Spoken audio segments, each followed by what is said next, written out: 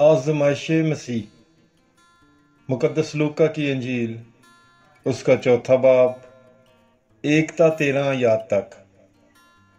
और यीशु रूहुल कुद्दुस से मामूर होकर उर्दन से लौटा और वो रूह की हदायत से बियाबान को गया 40 दिन तक, और शैतान से आजमाया जाता रहा। और उन दिनों में उसने कुछ न खाया। और जब दिन पूरे हो गए तो उसे भूख लगी।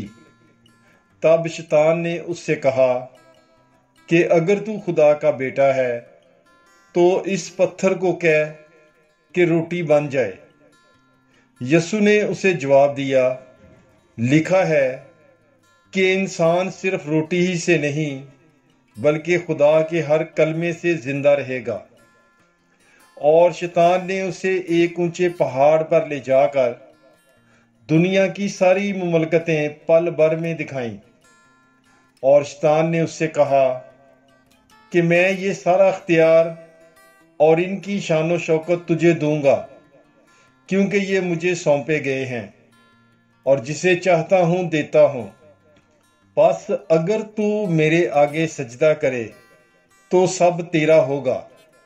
यीशु ने जवाब में उससे कहा, लिखा है कि तू खुदावंद अपने खुदा को सजदा कर और सिर्फ उसी की इबादत कर।